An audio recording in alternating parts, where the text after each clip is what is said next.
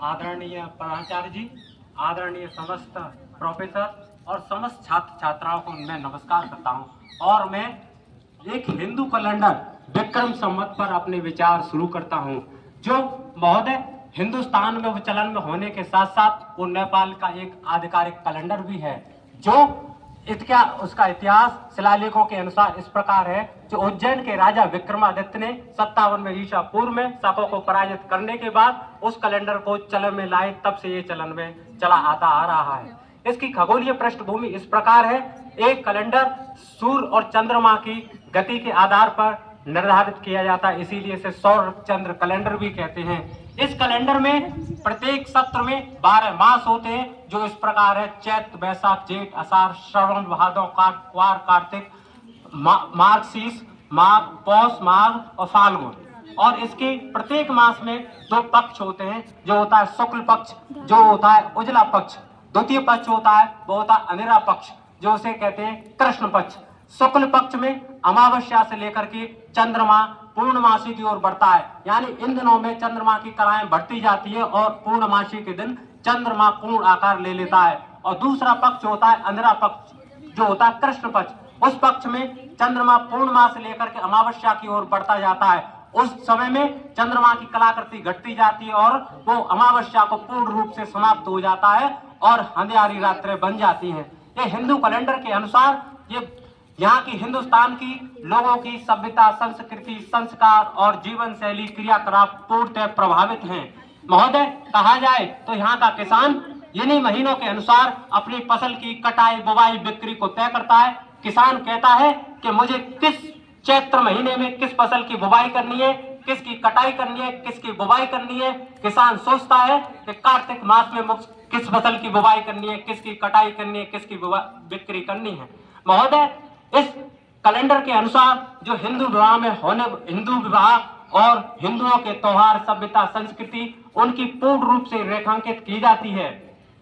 हिंदू त्योहार जैसे इस माह में पड़ने वाले हिंदू त्योहार पूर्ण रूप से प्रदर्शित होते हैं। जैसे नवरात्रि, चैत मास में प्रथम त्योहार हिंदुओं का नवरात्रि होता है, जो पूर्ण दुर्गा माँ को समर्पित होता है।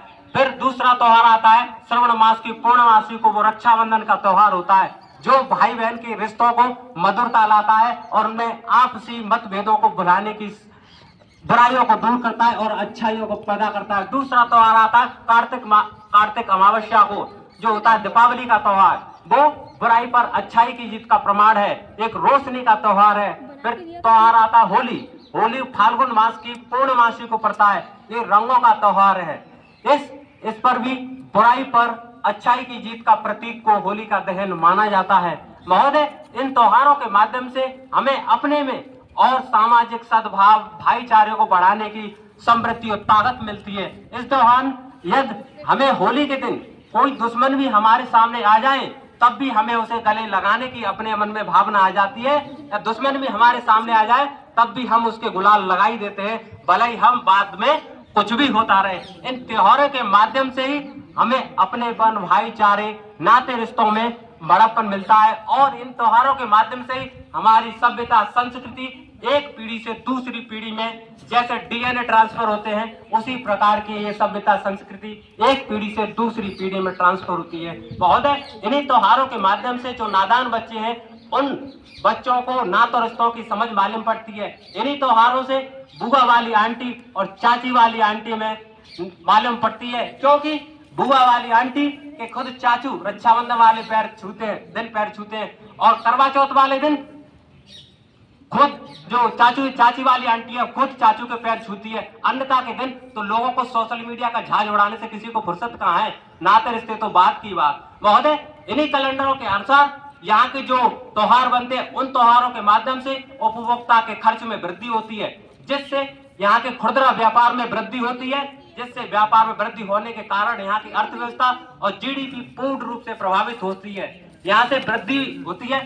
जैसे कहा जाए खुदरा व्यापार में वृद्धि होने से जब इन दोनों में प्रत्येक व्यक्ति को रोजगार मिलने की संभावना रहती है, वो ठेला भर चलाने वाले से लेकर के ट्रक चलाने वाले तक को इन्हीं समय में रोजगार के अधिक चांस रहते हैं और व्यक्ति इन्हीं त्योहारों के माध्यम से भाईचारे और सद्भावना को बढ़ाते हैं और एक दूसरे से अपनेपन की भावना पैदा करते हैं। अन्यथा के त्योहार पे व्हाट्सएप या फेसबुक से ही लोग हाय बाय टाटा और गुड मॉर्निंग कहते हैं। इन्हीं त्योहारों के माध्यम से अपनेपन की भावना होती है।